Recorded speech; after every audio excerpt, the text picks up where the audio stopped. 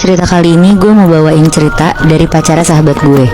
Ini ceritanya waktu dia masih jadi mahasiswa di salah satu universitas yang terkenal di Semarang. Oke. Namanya kita sebut aja Naufal ya. Jadi waktu itu Naufal masuk ke kampus ini sekitar tahun 2016. Karena Naufal orang Jakarta, jadi di Semarang dia tuh ngekos di daerah Tembalang. Naufal tuh dapat info kosan ini dari teman-teman seangkatannya yang ngekos di daerah situ juga. Pas banget tuh Naufal dapat kamar terakhir di kosannya. Kamarnya di paling pojok. Sampai akhirnya Naufal pindah ke kosan itu. Seminggu Naufal ngekos tuh Naufal nggak pernah ngerasa ada yang aneh-aneh di kosan itu, Moebi.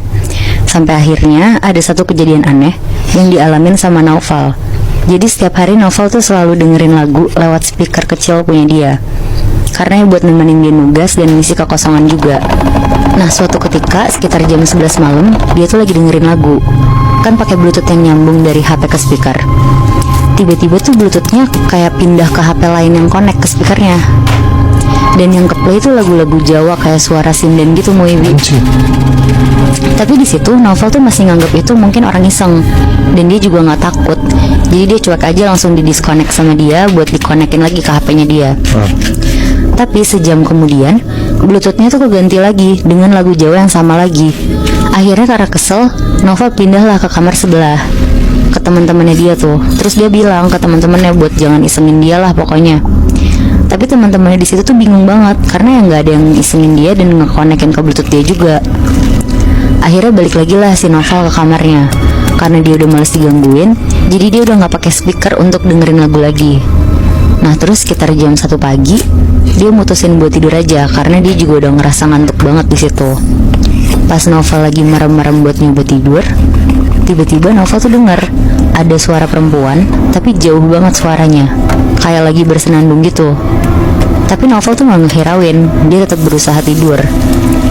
Nah tapi makin lama suaranya tuh kayak ada di kuping sebelah kanannya Naufal, Moebi. Udah bukan senandung lagi, tapi nyinden Jawa. Ini di kosan dia tuh campur atau cowok-cowok doang? Cowok-cowok doang, Moe. Akhirnya Naufal langsung loncat dari tempat tidur, terus ngajak temen di kamar sebelahnya tuh buat keluar dari kosannya. Karena bingung mau kemana, Naufal akhirnya ngajak temennya, namanya Bintang, untuk ke Burjo. Burjo tuh kayak warung Indo gitu yang jualan mie, nasi telur. Dan biasanya kalau di Semarang tuh yang jualan Burjo selalu orang Kuningan, Jawa Barat. Nah ternyata si Naufal tuh udah lumayan sering hitungannya ke Burjo ini.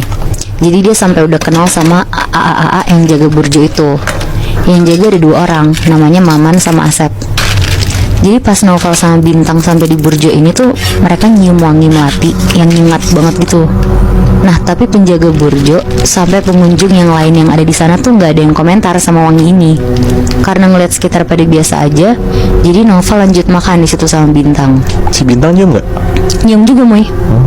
Terus sambil nyeritain lah si Naufal sama Bintang, dia cerita apa yang dia alamin tadi di kamar kosannya. Pas denger itu juga Bintang tuh sampai kaget gitu lah ke Naufal.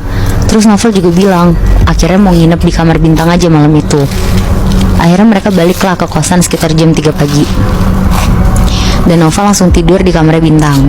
Nah posisinya di sini tuh Naufal akhirnya nginep terus nih di kamarnya Bintang. Jadi kosannya udah aman karena nggak ada gangguan lagi. Seminggu kemudian karena Naufal ngerasa udah nggak takut, jadi dia pindah lagi lah ke kamarnya. Karena dia tuh mau nugas dan perlu ketenangan juga buat nugas. Terus karena dia males banget, akhirnya si Naufal nih ngumpulin mood dulu. Dia leha-leha dulu, main HP. Tapi posisi laptopnya tuh di depan dia kebuka, di kasurnya. Nah, di laptopnya juga baru ada tulisan pendahuluan. Terus sejam kemudian kayak sekitar jam 10 malam, Naufal mau ngelanjutin lagi nih bikin tugasnya. Pas dia balik ke laptop, sumpah lo tau gak?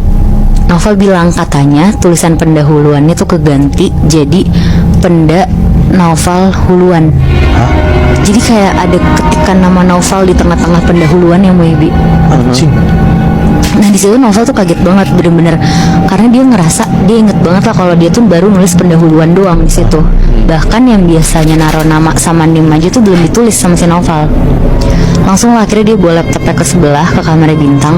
Terus dia bilang ke Bintang, kayak berusaha ngeyakinin Bintang kalau kamarnya dia tuh bener-bener dihantuin.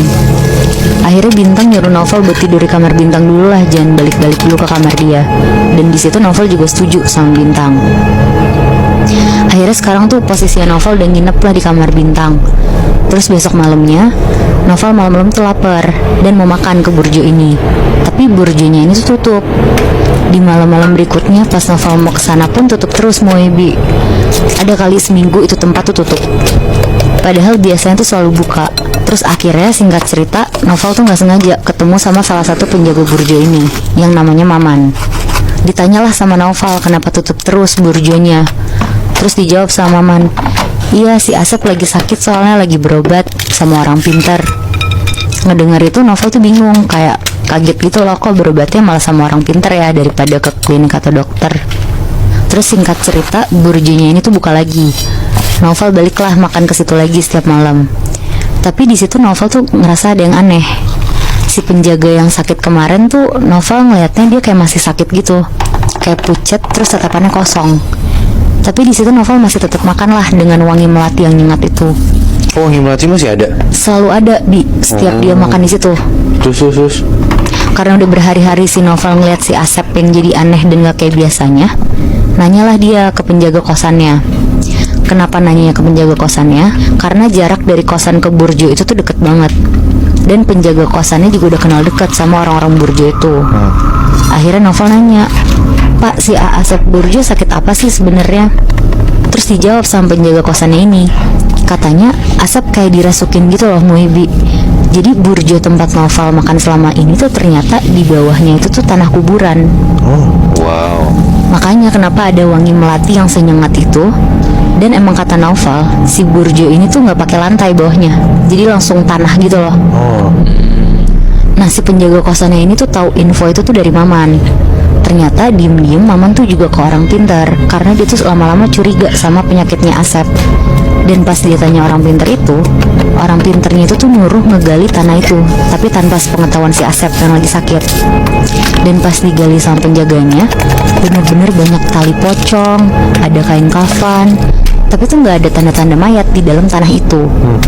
Pas Maman lagi kaget ngeliat tali pocong, tiba-tiba si Asep tuh keluar dari ruangan burjo itu, kayak ruangan tempat mereka istirahat di burjo itu. Cuma pas dipikir-pikir lagi sama Maman, Asep tuh masih di Kuningan, masih berobat. Nah terus Muhimbi, pas Maman udah mulai sadar, tiba-tiba Asep tuh berubah jadi pocong yang ngeliatin Maman. Di situ Maman kaget banget, terus langsung kabur keluar lah dari burjo ini. Bahkan saking takutnya, Maman gak balik-balik lagi ke burjo ini. Dia sampai pergi ke Kuningan buat nyamperin orang pinter tempat Asep dirawat. Langsung tuh hari itu juga? Langsung Bi. Dan ternyata kata orang pinternya ini tuh Asep lagi dirasukin sama perempuan yang dikubur di bawah tanah itu. Jadi dia sebenarnya nggak suka kalau makam dia tuh ditiban dan dijadiin tempat jualan. Dan kayaknya ya ada hubungannya juga nih sosok perempuan yang gangguin Novel di kamar kosannya sama yang di burjo itu. Karena kosannya kan deket banget sama burjonya. Dan Novel juga sering banget kan kesana. Jadi ya mungkin kena impactnya kali ya. Sebenarnya Novel nggak tahu apaan kan? Nggak tahu sama sekali Moy. Tapi dia diganggu sama si sosok cewek itu. Iya. Anjing, kasihan banget. Kasian banget ya Maman sama Asep.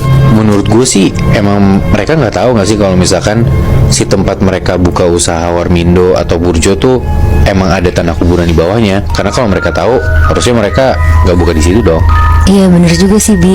Soalnya gue sempat nanya juga tuh ke temen gue nih, kenapa mereka buka di situ dan kenapa mereka nggak tahu. Jadi tuh kenapa mereka buka di situ karena disewain murah sama pemiliknya.